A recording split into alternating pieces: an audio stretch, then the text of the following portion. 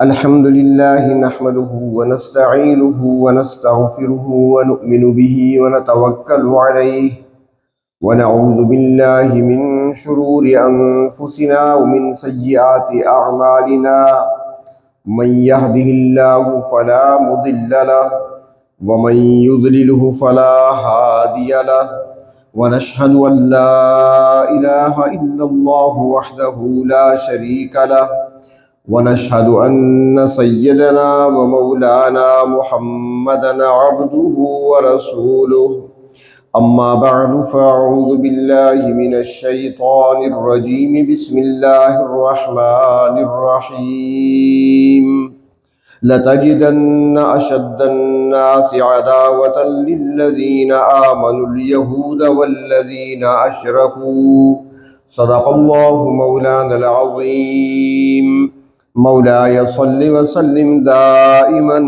अबदा अला हबीबिका खैरिल खल्क़ि कुल्लिहिमी।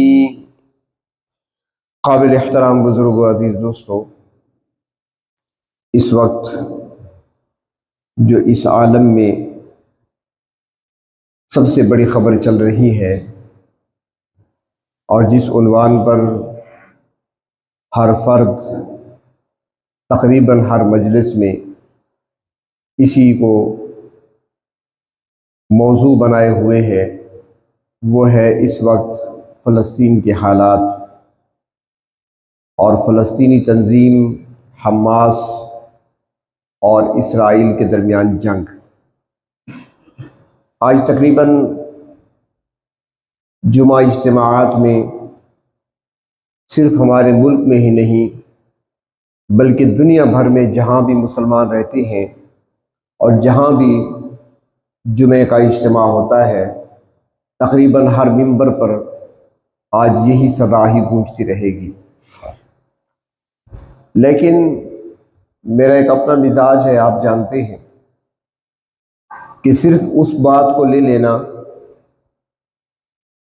और उसी पर कुछ बात कर लेना, अक्सर साथी ऐसे होते हैं जो पीछे से हालात और वाक़यात से नावाकिफ़ होते हैं, तो वो बात को समझ नहीं पाते। तो इसलिए शुरू से ही मिजाज यही रहा है कि तफसील के साथ बताया जाए कि असल हकीकत क्या है। इसराइल के साथ अगर ये जंग जारी है आज फ़लस्तीनियों की, तो क्या ये अब है या पहले भी थी? इसराइल कौन है? बनी इसराइल किनको कहा जाता है? या इसराइल की हुकूमत कैसे कायम हुई, कब कायम हुई और कब से है? जब तक ये पूरी मालूमात नहीं होंगी उस वक्त तक असल मसले को समझना मुश्किल हो जाता है। तो चाहे इस पे वक्त लगे, चाहे 2-3 जुमा खुतबात में बात चलती रहे, लेकिन तफसील के साथ हो तो उसमें फ़ायदा ज़्यादा होता है। तो इसी हवाले से मैं चंद एक बातें अर्ज़ करूँगा कि फ़लस्तीन वो सरज़मीन है जो कभी शाम का हिस्सा हुआ करती थी। ये मुल्क शाम जो है ये मुख्तसर नहीं था, ये लबनान, फ़लस्तीन, ये सारे इलाके शाम ही का हिस्सा थे। हज़रत इब्राहीम अलैहिस्सलाम इराक़ में पैदा होते हैं और नबूवत जब मिलती है उसके बाद आजमाइशों से गुजरना पड़ता है और बिलआखिर हज़रत इब्राहीम अलैहिस्सलाम को इराक़ छोड़ने का हुक्म मिला। हज़रत इब्राहीम अलैहिस्सलाम ने इराक़ छोड़ा, अपना आबाई वतन, आबाई मुल्क छोड़ा और सफ़र इख्तियार किया और मिस्र के रास्ते से होते हुए फ़लस्तीन पहुँचे थे और फ़लस्तीन में ही उनको क़याम का हुक्म दिया गया था, क्योंकि अल्लाह के नबी थे और नबी अपनी मर्ज़ी से नहीं चला करते, अल्लाह के हुक्म से ही चलते हैं। तो हज़रत इब्राहीम अलैहिस्सलाम मुकीम हुए फ़लस्तीन में और फिर वहीं पर इनकी औलाद हुई। हज़रत इस्माईल अलैहिस्सलाम पैदा हुए तो अल्लाह ताला ने हुक्म दिया कि इस्माईल को वालिदा समेत वादी गैर ज़ीज़ा में छोड़ाओ, चुनांचे मक्का मुकरमा में छोड़ा है।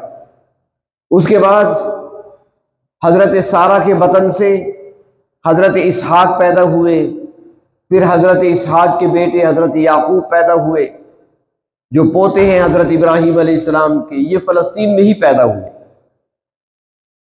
हज़रत याकूब अलैहिस्सलाम जो इब्राहीम अलैहिस्सलाम के पोते और हज़रत इसहाक अलैहिस्सलाम के बेटे हैं, उनका दूसरा नाम इसराइल था। इसराइल बमाना अब्दुल्लाह, यानी अल्लाह का बंदा। तो हज़रत याकूब अलैहिस्सलाम को अल्लाह तबारक व तआला ने 12 बेटे अता फरमाए,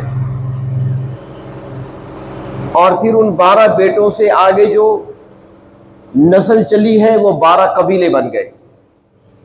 हज़रत याकूब अलैहिस्सलाम के बेटों में से एक हज़रत यूसुफ अलैहिस्सलाम है, जो एक तफसीली वाक़या आप सुनते रहते हैं। हज़रत यूसुफ अलैहिस्सलाम मिस्र पहुँचे, और फिर एक वक्त आया कि जब वो तख्त शाही पे जा पहुँचे, इख्तिदार हज़रत यूसुफ अलैहिस्सलाम के हाथ में आया। तो फिर हज़रत यूसुफ अलैहिस्सलाम ने अपने वालिद और भाइयों को फ़लस्तीन से बुला लिया मिस्र की तरफ। हज़रत याकूब अलैहिस्सलाम अपनी औलाद समेत, जितनी उनकी औलाद थी, यानी बेटे, पोते, पड़पोते जो भी थे, कुल तादाद उनकी मुफस्सिरीन इकराम ने 90 लिखी है। 90 तादाद थी हज़रत याकूब अलैहिस्सलाम की औलाद और ज़ुर्रियत की। ये 90 अफराद का काफिला फ़लस्तीन को छोड़कर मिस्र मुंतकिल हो गया। अब यहाँ पर आगे नस्ल चलती है, आगे औलाद पैदा होती है उन 12 बेटों की, तो 12 कबीले बन जाते हैं हज़रत याकूब अलैहिस्सलाम की औलाद के, यानी बनी इसराइल कहलाए। इसराइल हज़रत याकूब अलैहिस्सलाम का नाम था, तो याकूब की औलाद यानी इसराइल की औलाद। और फिर एक वक्त आया कि हज़रत यूसुफ अलैहिस्सलाम तो बरसर इख्तिदार थे, लेकिन एक वक्त आया फिर कि इनको गुलाम बना लिया गया, और वहाँ की जो असल कौम थी, जो असल बाशिंदे थे, क़िब्ती कौम थी, उन्होंने इख्तिदार संभाल लिया। तो यहाँ पर यह बात अर्ज करूँ कि अल्लाह तबारक व तआला का वादा है ईमान वालों के साथ कि दुनियावी इख्तिदार तुम्हें अता किया जाएगा, बशर्त ये कि तुम्हारे अंदर तकवा पाया गया तो।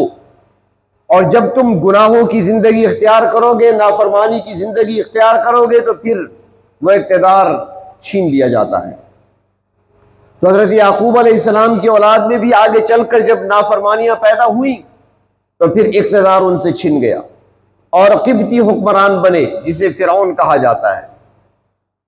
चुनांचे इनको गुलाम बना दिया गया, और ये गुलामी की ज़िंदगी गुजारने पर मजबूर हो गए, और इसी में कई सदियां गुजर गईं, यहाँ तक कि 500 साल के बाद हज़रत मूसा अलैहिस्सलाम इस कौम की तरफ नबी व रसूल बनाकर मबूस किए गए। इनको किताब तौरात की सूरत में दी गई, बनी इसराइल को। इनकी तादाद उस वक्त लाखों में थी। जब आए थे मिस्र में तो इनकी तादाद सिर्फ 90 अफराद, और जब हज़रत मूसा अलैहिस्सलाम तशरीफ़ लाए तो इनकी तादाद 6 लाख से भी ज़्यादा थी। चुनांचे हज़रत मूसा अलैहिस्सलाम को हुक्म मिला रब ताला की तरफ से कि बनी इसराइल को साथ लेकर आप मिस्र से निकल जाएं। ये मिस्र से निकले, और अल्लाह रब्बुल इज़्ज़त ने इनके दुश्मन फ़िरौन को अपनी फ़ौजों समेत पानी में गर्क कर दिया। अल्लाह की नुसरत आई, अल्लाह की मदद आई, दुश्मन गर्क हुआ, अपने असले समेत, अपनी कुव्वत और ताकत, जाओ हशमत समेत, अपने लश्करों समेत पानी में गर्क हुआ। हज़रत मूसा अलैहिस्सलाम बनी इसराइल को लेकर वादी तीह में पहुंचते हैं, वादी सीना में पहुंचते हैं। वहां पर अल्लाह तबारक व तआला की तरफ से बनी इसराइल पर इनामात की बारिश होती है। इनाम भी ऐसे दिए अल्लाह की तरफ से, अल्लाह के नबी उनके अंदर मौजूद हैं, एक नहीं 2 मौजूद हैं, हज़रत मूसा भी हैं, हज़रत हारून भी हैं। इनाम किया अल्लाह तबारक व तआला ने कि जब दिन होता है धूप की गर्मी उनको नहीं सताती, इसलिए कि जो ही सूरज निकलता है बादल आकर ऊपर साया कर देते हैं। शाम तक बादल रहते गर्मी के मौसम में, और जब रात होती तो हज़रत मूसा अलैहिस्सलाम ने कुछ लकड़ियां गाड़ी थी वहां पर। जब रात होती तो वो लकड़ियां जो थी वो ट्यूब लाइट्स बन जाती थी, उनसे रोशनी फूटने लगती थी, सारा मैदान रोशन हो जाता था। मेहनत करने की जरूरत पेश नहीं आती थी कि सुबह शाम उनको नमकीन और मीठा दोनों किस्म का खाना मिल जाता था।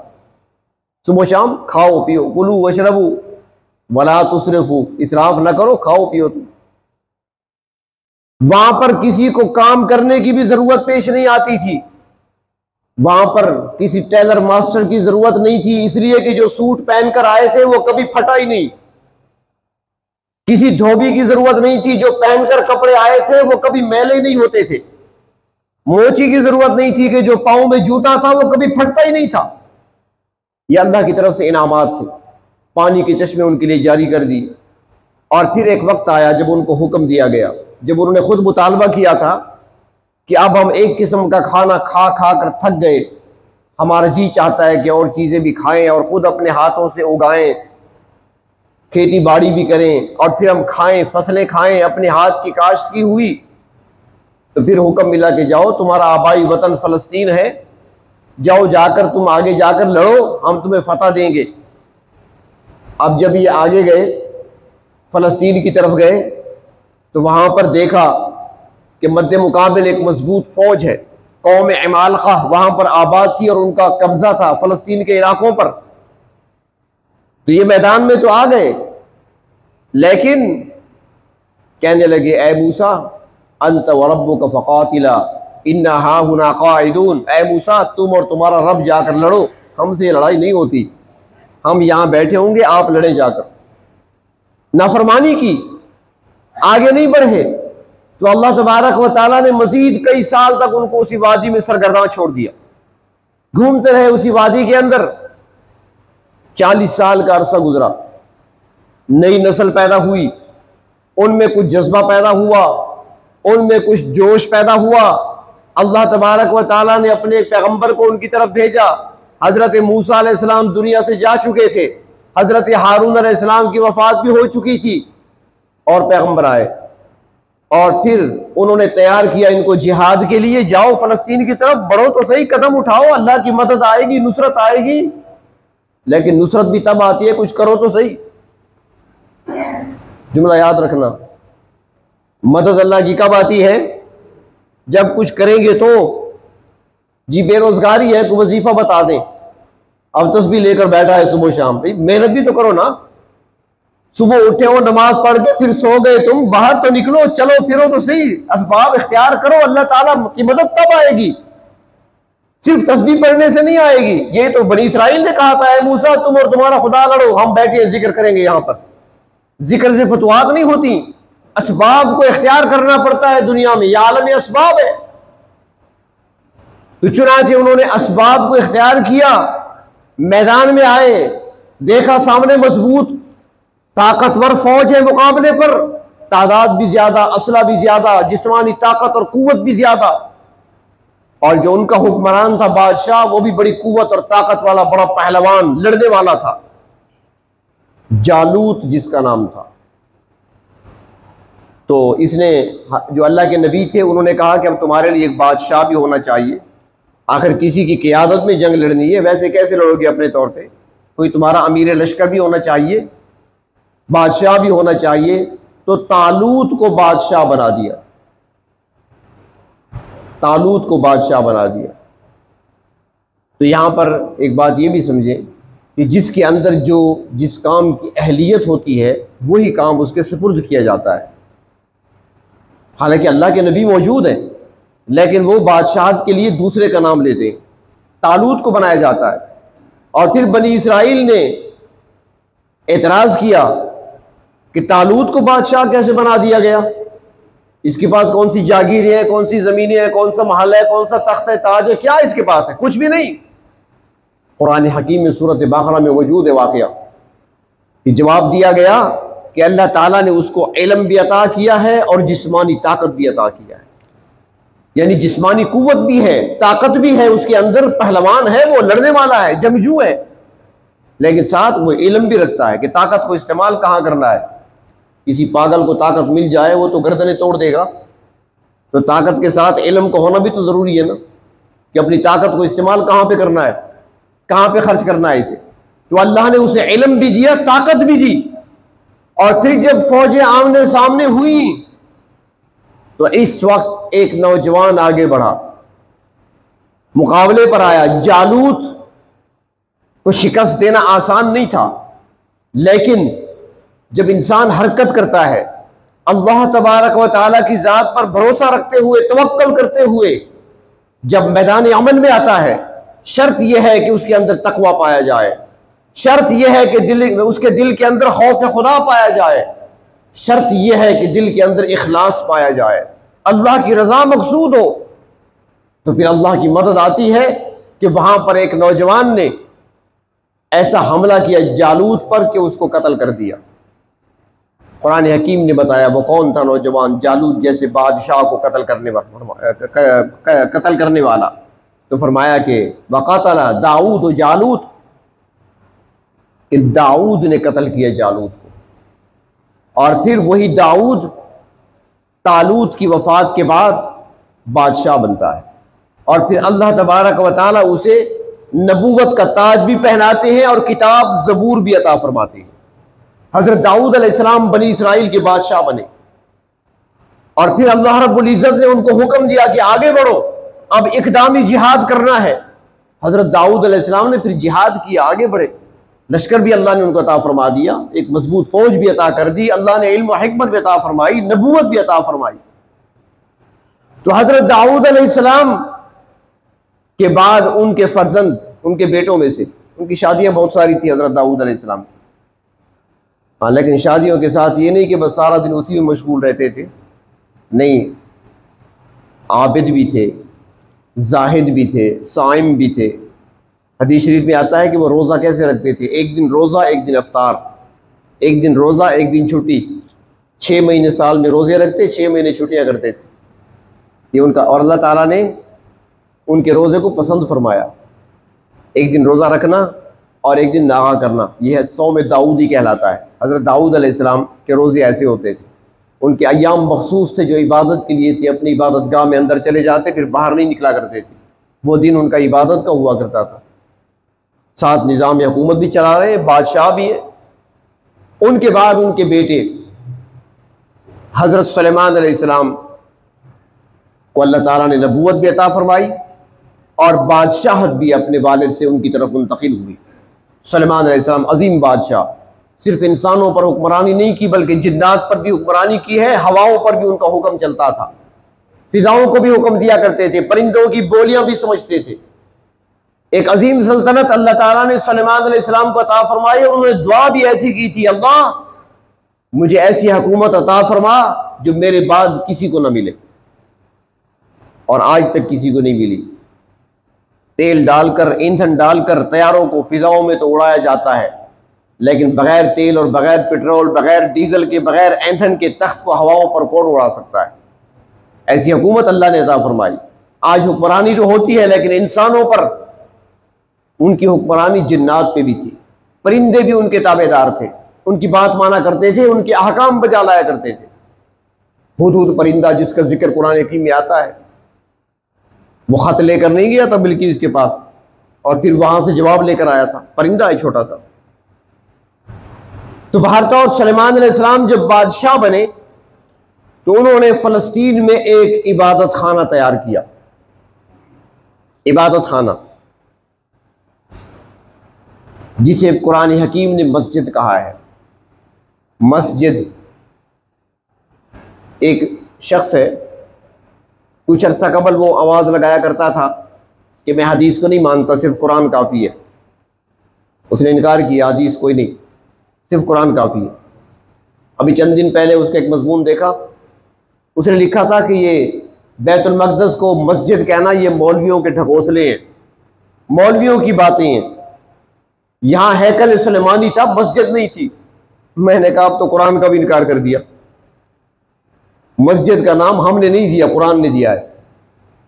नबी अकरम सल्लल्लाहु अलैहि वसल्लम की मेराज का वाक़या बयान करते हुए अल्लाह ताला फरमाते हैं 15वें पारे में, सुब्हानल्लज़ी असरा बिअब्दिही लैलन मिनल मस्जिदिल हराम इलल मस्जिदिल अक़सा। ये कुरान ने कहा है, हमने नहीं कहा, मौलवियों की बात नहीं है। मौलवी ने वही बात कही है जो कुरान ने कही है। मस्जिद, उस मस्जिद को मस्जिद अक़सा कुरान ने कहा है। तो वहां पर इबादत गाह तामीर की हजरत सुलेमान अलैहिस्सलाम ने, जिसको आज हैकल सुलेमानी के नाम से यहूदी ताबीर करते हैं। हजरत सुलेमान अलैहिस्सलाम के बाद बनी इसराइल के अंदर जब बिगाड़ आया, जब खराबी आई, पता है जब ईमान वाले बिगड़ते हैं ना तो अल्लाह तबारक व तआला फिर गैरों से पिटवाते हैं उन्हें, ताकि अकल ठिकाने आ जाए। गैरों से पिटवाते हैं। जो समझ वाले होते हैं वो समझ जाते हैं, अल्लाह की तरफ वो तवज्जो हो जाते हैं, और जो मुतवज्जो नहीं होते वो पिटते ही रहते हैं। फिर ये आजमाइशें जो आती हैं अल्लाह की तरफ से आती हैं और अपनी बीमारियों और ख़राबियों की वजह से आती है। चुनाचे बनी इसराइल जब उनके अंदर खराबियां पैदा हुई तो अल्लाह तबारक व तआला ने बुख्त नसर जैसा बादशाह उन पर मुसल्लत कर दिया। बुख्त नसर हमला आवर हुआ वो फ़लस्तीन के इलाके पर, हज़रत ईसा अलैहिस्सलाम की आमद से पहले की बात है, और उसने वहां पर खून बहाया बनी इसराइल का, हर तरफ इनका खून बह रहा था।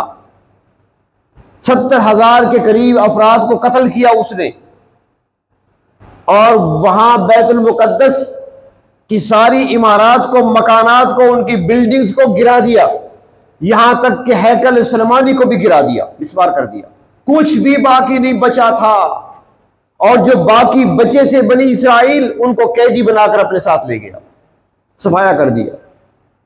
और फिर यही तो जगह थी ना कि जब अल्लाह के नबी हजरत उज़ैर अलैहिस्सलाम गुजरे थे यहां पर और देखा था बस्ती उजड़ी हुई, मस्जिद अक्सा वीरान पड़ी है, आबादी खत्म हो चुकी है, मकान गिरे पड़े हैं, छतें गिरी हुई हैं, तो उन्होंने कहा था, कुरान हकीम में आता है सूरत बकरा में, औ कल्लज़ी मर्रा अला क़रिया वही खावियतुन अला उरूशिहा। उन्होंने जो देखा था ना बस्तियों को, उस बस्ती को गिरा हुआ देखा, छतों को गिरा हुआ देखा, तो उसने कहा था इसको दोबारा कैसे आबाद किया जाएगा। अल्लाह ने फरमाया अच्छा मेरे नबी होकर भी अभी सोच रहे हो कैसे होगा। 100 साल अल्लाह ने सुला दिया, रास्ते में ही सो गए, 100 साल पड़े रहे, 100 साल के बाद अल्लाह ने उठाया, फरमाया कम लबिस्ता, बताओ कितना सोए हो। देखा जब सो रहा था सूरज यहाँ पे था, अब यहाँ पे है, तो कहने लगे लबिस्त यौमन औ बअद यौम, एक दिन या दिन का कुछ हिस्सा सोया हूं मैं। फरमाया नहीं, बल लबिस्त मिअत आम, 100 साल तक सोए रहे हो। वंजुर इला तुआमिका व शराबिका लम यतसन्ना, जो टिफिन में तुम्हारे साथ खाना था और जो पीने की चीज थी, यानी किसी फल का जूस था पीने के लिए साथ रखा हुआ था, कुछ खाना भी था अपने पास। फरमाया देखो अपने खाने की तरफ और पीने वाली चीज की तरफ, उस जूस की तरफ देखो, अभी तक उसी हालत में है, खाना भी गर्म रखा है, जूस भी ताजा रखा है, कोई खराबी नहीं हुई। वंजुर इला हिमारिक, और जो सवारी थी तुम्हारी गधा, उसको देखो कहाँ है, हड्डियों के टुकड़े बिखरे पड़े हैं, बाल नहीं, खाल नहीं, गोश्त नहीं, कुछ भी नहीं। फरमाया कि अब देखो हम कैसे जिंदा करते हैं। उनके सामने फिर अल्लाह ताला ने हुक्म दिया, हवाओं को, फिजाओं को, जमीन को, हड्डियां इकट्ठी हुई, पिंजरा बन गया, गोश्त आया ऊपर जमता चला गया, उसके बाद चमड़ा चढ़ा, उसके बाद बाल लग गए, यहां तक कि गधा मुकम्मल हुआ, उसमें रूह डाल दी गई, वो खड़ा हुआ, उसने हारन बजा दिया, आओ भाई तैयार हूं मैं सफर के लिए। तो मैं हम ऐसे जिंदा किया करते हैं। अब जिस बस्ती पर तुम्हें शक गुजरा था ना, जरा बस्ती की तरफ देखो, देखा तो वहां पर बाजार सजे हुए थे, लोग आ रहे हैं जा रहे हैं, आबादी है, मकान बने हुए, सब कुछ उसी तरह चल रहा है। तो बुख्त नसर ने ईंट से ईंट बजा दी थी बैतुल मक़दस शहर की, और उसके बाद फिर जब ये आबाद हुए तो अल्लाह ताला ने फिर इनमें अपने पैगंबर हजरत ईसा अलैहिस्सलाम को भेजा। हजरत ईसा अलैहिस्सलाम बनी इसराइल ही की तरफ नबी बनकर आए हैं, उन्हीं में से हैं, लेकिन उनकी कौम नहीं है वो बनी इसराइल। हजरत ईसा अलैहिस्सलाम बनी इसराइल ही में से हैं, लेकिन उनकी कौम बनी इसराइल नहीं है। क्यों नहीं है भाई? कौमियत होती है बाप की तरफ से, उनका बाप है ही नहीं, बगैर बाप के पैदा हुए हैं। कौमियत बाप की चला करती है, माँ की तरफ से नहीं चलती, उनकी तो माँ है, बाप नहीं है, और माँ का ताल्लुक बनी इसराइल से है। तो बनी इसराइल की तरफ नबी बनकर आए, बजाय इसके कि बनी इसराइल उनकी बात पर लब्बैक कहते, उनकी बात को तस्लीम करते, मुखालफत पे उतर आए, मुखालफत करते रहे, आवाजें कसते रहे, उनकी वालदा पर इल्जाम लगाते रहे, यहां तक कि उन्हें सूली पर चढ़ाने तक का फैसला कर लिया गया, और अपने जाम में वो उनको सूली तक ले आए। उनका ख्याल तो यह है कि हमने सूली पर चढ़ा दिया था, लेकिन अल्लाह तबारक व तआला ने हजरत ईसा अलैहिस्सलाम को जिंदा आसमानों पर उठा लिया, और यहूदी आज तक शक में पड़े हुए हैं। कुरान हकीम में भी आता है, आज तक वो शक में हैं कि जिस बंदे को हमने भेजा था ईसा अलैहिस्सलाम को पकड़ने के लिए, अगर हमने ईसा को सूली पर चढ़ा दिया तो वो कहां गया, और अगर वो वही था जिसको हमने सूली पर चढ़ाया, जिसको हमने भेजा था, तो फिर ईसा कहां है?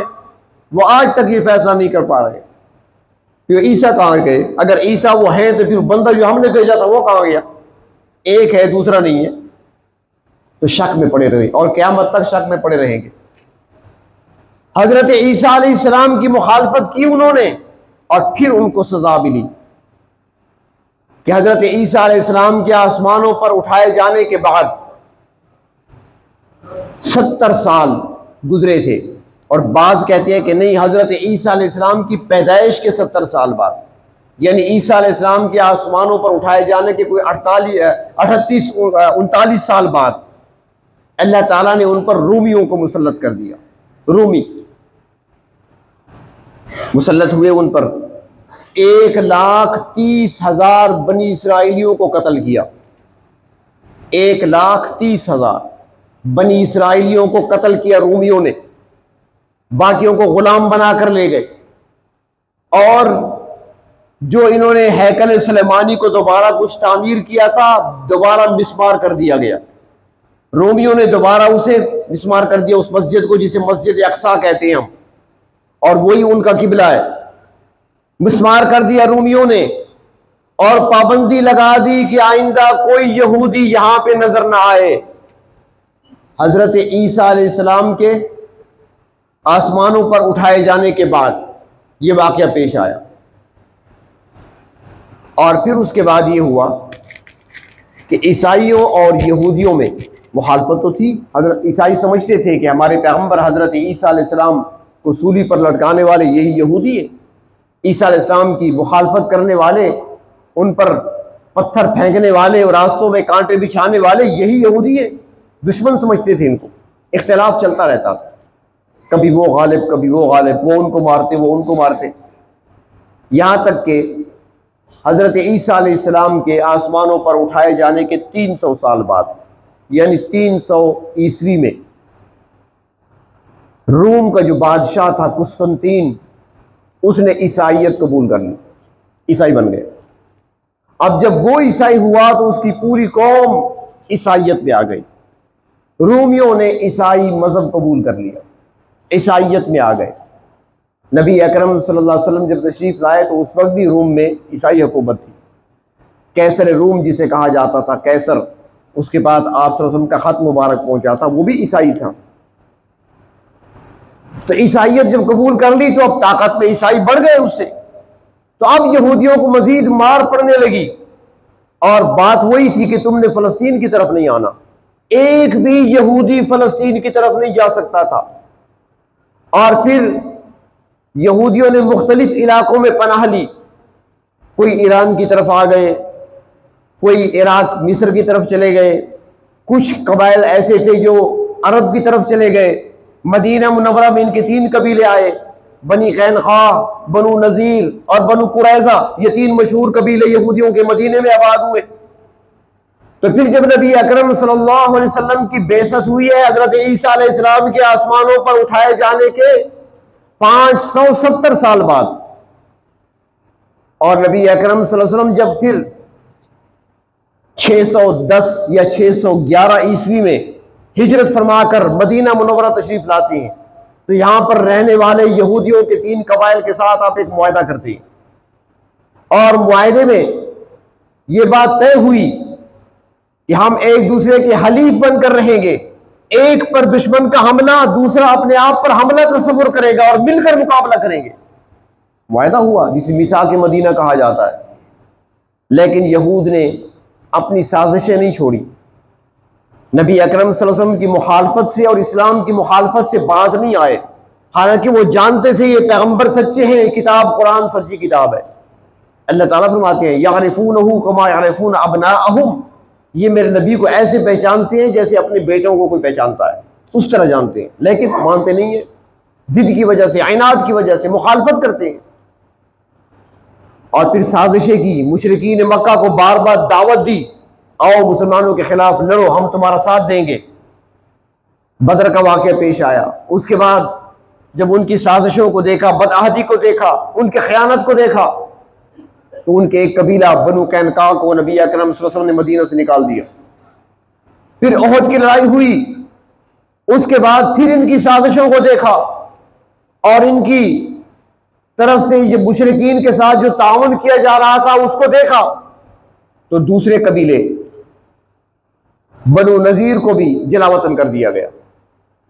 और उसके बाद फिर ग़ज़वा अहज़ाब के बाद यानी ग़ज़वा खंदक के बाद उनका जो तीसरा कबीला था बनु कुरैज़ा, उसको भी सजा दी गई, उसको भी निकाला गया वहां से। बाद में खैबर में जाकर आबाद हुए और वहां पर फिर अपनी साजिशों से बाज नहीं आए तो फिर खैबर से भी इनको भगाया गया। और फिर अल्लाह के महबूब सल्लल्लाहु अलैहि वसल्लम ने आखिरी वक्त में अपनी उम्मत को वसीयत फरमाई थी, अखरिजुल यहूद वन नसारा मिन जज़ीरतिल अरब, अरब के जजीरे से बाहर निकाल दो इनको, ये साजिशी है। तो फारूक आज़म रज़ी अल्लाह तआला अन्हु ने अपने दौर खिलाफत में सबसे पहला काम यही किया था कि यहूद व नसारा को जजीरे अरब से निकाल दिया था। चुनाचे नबी अकरम सल्लल्लाहु अलैहि वसल्लम के बाद खलीफा हजरत अबू बकर सिद्दीक, जिनका दौर मुख्तसर है खिलाफत का, और वो सारा दौर जो है वो गुजरा है फितनों को ठंडा करने में। उनके बाद जब फारूक आज़म का दौर आया तो इस्लामी फौजें फलस्तीन की सरहदों पर जा पहुंची, और उस वक्त जो इस्लामी लश्कर फलस्तीन की सरहद पे पहुंचा उसकी क़यादत मशहूर सहाबी पैगंबर हजरत अबू उबैदा बिन जराह रज़ियल्लाहु तआला अन्हु फरमा रहे थे। फलस्तीन यानी बैतुल मक़दस के गिर्द जो उन्होंने फसील कायम की थी, जो दीवार खड़ी की थी, वो इतनी मजबूत थी, ऐसा मजबूत कला था कि उसको फतह करना आसान नहीं था। और अंदर जो थे ईसाई, उन्होंने अपने पास जखीरा कर रखा था, खाना और पीने का इंतजाम, पानी अंदर पहले से मौजूद था, कुएं मौजूद थे, खाना बहुत सारा जखीरा कर लिया था और उनको बाहर निकलने की जरूरत ही नहीं आ रही थी। तो मुहासरा जब तवील हुआ तो ईसाइयों के कुछ राहिब, उनके कुछ मजहबी लोग, पादरी, उनके उलमा, वो दीवार पर चढ़े और उस फसील पर खड़े होकर, दीवार पे खड़े होकर मुसलमानों के लश्कर के कमांडर हजरत अबू उबैदा रज़ी अल्लाह तआला अन्हु को मुखातब करके कहने लगे कि तुम क़यामत तक भी यहाँ खड़े रहो ना, अंदर दाखिल नहीं हो सकते, अंदर तुम नहीं आ सकते, हमारे पास सब कुछ है। हाँ, एक बात बता दें तुम्हें कि हमने अपनी किताबों में पढ़ा है कि इस शहर को फतह करेगा एक शख्स, फतह करेगा, ऐसा हुक्मरान फतह करेगा जो हुक्मरान भी होगा और फ़कीर भी होगा, जो हुक्मरान भी होगा और दरवेश भी होगा, वो इसे फतह कर सकता है।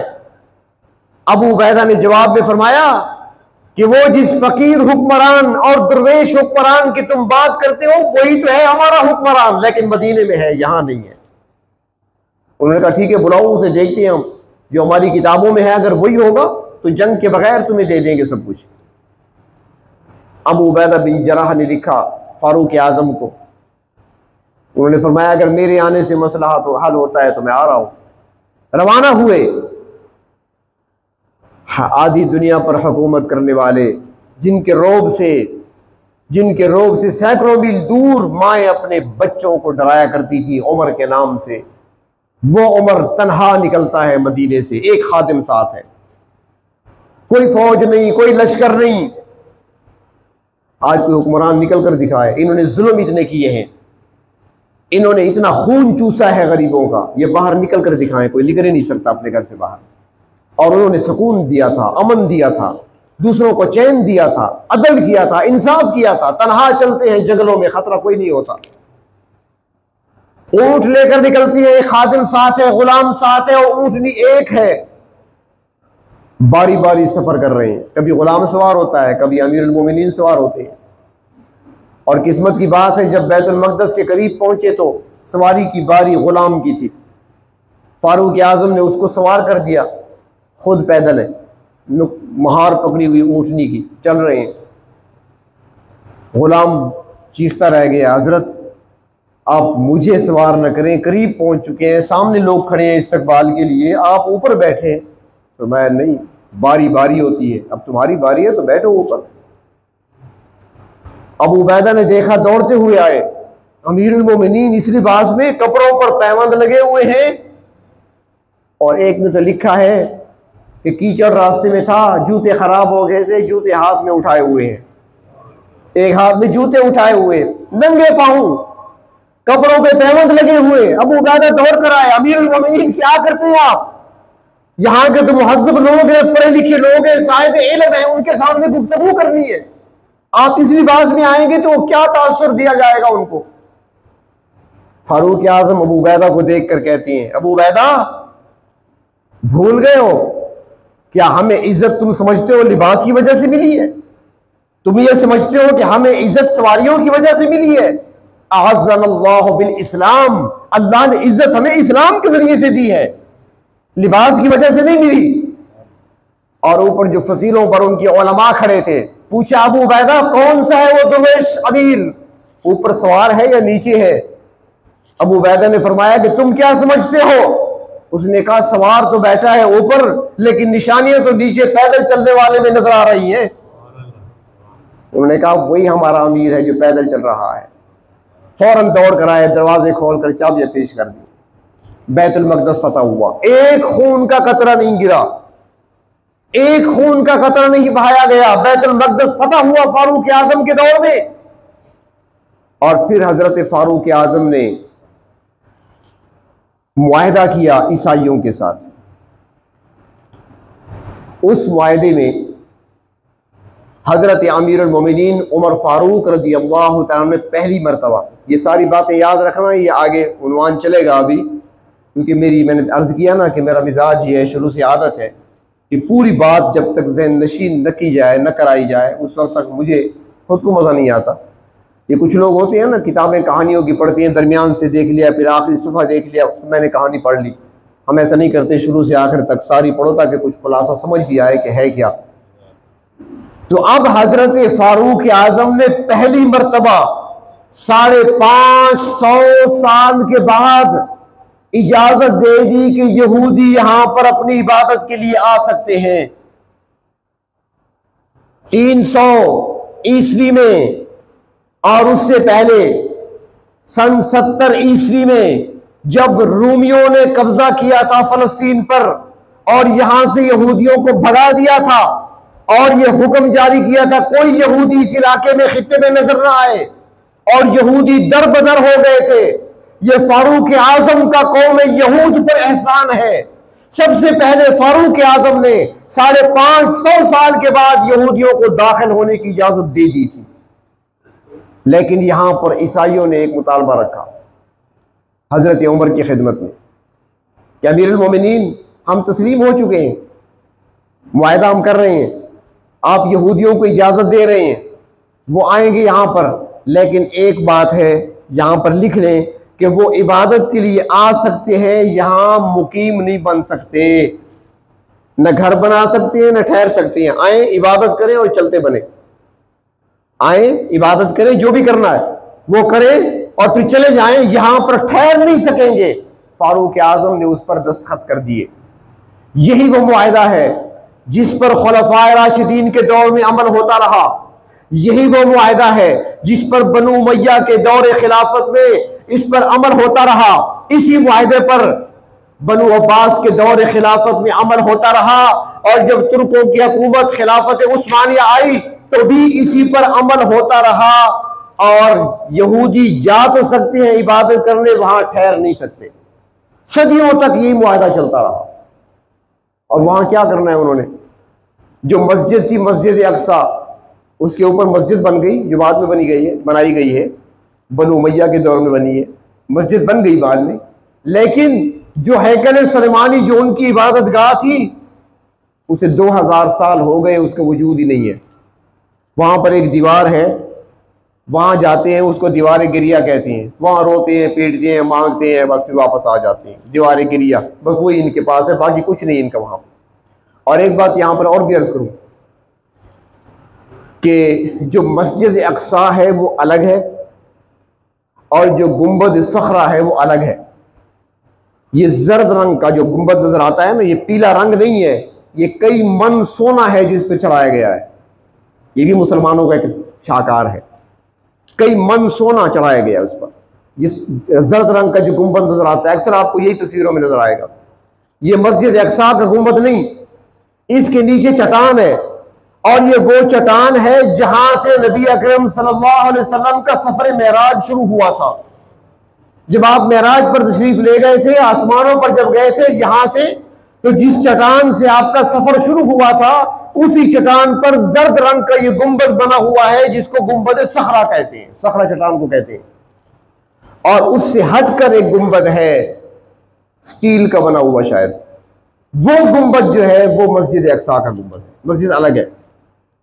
और यहूदी उनकी ये साजिश ये है कि मस्जिद अक्सा को शहीद करके हैकल सुलेमानी को तामीर किया जाए और मुसलमानों को ये जर्द गुंबद ही दिखाया जाए कि देखो तुम्हारी मस्जिद सलामत है, तुम्हारा गुंबद अभी तक सलामत है, हमने कुछ नहीं कहा। ये धोखा देने के चक्कर में है। और आज इसलिए जब भी आप देखेंगे आपको वो जर्द रंग का गुंबद ही नजर आएगा, हर जगह यही दिखाते हैं। ये मस्जिद अक्सा नहीं है, ये गुंबद सखरा है, चट्टान पर बना हुआ है। और मस्जिद अक्सा वो अलग है, उससे थोड़े फासले पर वो मस्जिद का गुंबद अलग बना हुआ है। तो अब यहूदी दर बदर रहे गुज़श्ता सदी तक, बल्कि यूं समझे कि 1948 तक ये दर बदर रहे। उसके बाद इनको यहां पर बसाने का एक आलमी मंसूबा शुरू हुआ। यहां पर आपके ज़हन में एक सवाल उभर रहा होगा कि ईसाई जो है वो तो इनके मुखालिफ थे, ईसाइयों में यहूदियों में तो दुश्मनी थी, क्योंकि ईसाई जानते हैं कि हमारे पैगंबर हजरत ईसा अलैहिस्सलाम को सूली तक पहुंचाने वाले यही यहूदी हैं। वो जानते हैं हजरत ईसा अलैहिस्सलाम पर इल्जामात लगाने वाले, उनको तकलीफ पहुंचाने वाले यही लोग हैं, वो जानते हैं। तो आज वो इकट्ठे कैसे हो गए? इसराइल के साथ थोड़ा सा कोई मसला बनता है तो अमरीकी बेड़े पहुंच जाते हैं, जबकि वो ईसाई है, वो यहूदी तो नहीं है, वो ईसाई है। अब ये ईसाइयों और यहूदियों का आपस में गठजोड़ कैसे हुआ? ये आपस में मुत्तहिद कैसे हो गए? और दूसरी बात कि यहूद जहां पर बैतुल मक़दस को शहीद करके उनके इरादे क्या हैं, वो क्या बनाना चाहते हैं, उनके आगे मंसूबा क्या है, कौन सा नक्शा उनके जहन के अंदर है और वो क्या करना चाहते हैं। और फिर ये कि नबी अकरम सल्लल्लाहु अलैहि वसल्लम ने इसके बारे में क्या इरशाद फरमाया कि क्या होने वाला है और क्या होगा। एक हदीस शरीफ में आता है, नबी अकरम सल्लल्लाहु अलैहि वसल्लम इरशाद फरमाते हैं कि मेरे लिए ज़मीन को लपेट दिया गया, मेरे लिए ज़मीन को लपेट दिया गया, लिहाजा मैंने इसके मशरिक़ को भी देखा, इसके मगरिब को भी देखा। यानी जो कुछ होने वाले वाक़यात हैं अल्लाह के नबी फरमाते हैं मुझे सारे दिखा दिए गए। और उसमें आप सल्लल्लाहु अलैहि वसल्लम ने जो फिर मुख्तलिफ मौक़ों पर तफसील बयान की है, इसराइली रियासत का क़याम भी उसी के अंदर है, इनका खात्मा भी उसी के अंदर है, सारी तफसीलात मौजूद हैं। तो इंशाअल्लाह ज़िंदगी रही इसी उन्वान को इसी तरतीब से तफसील के साथ आगे बढ़ाएंगे। व आखिर दावाना अनिल हम्दुलिल्लाहि रब्बिल आलमीन।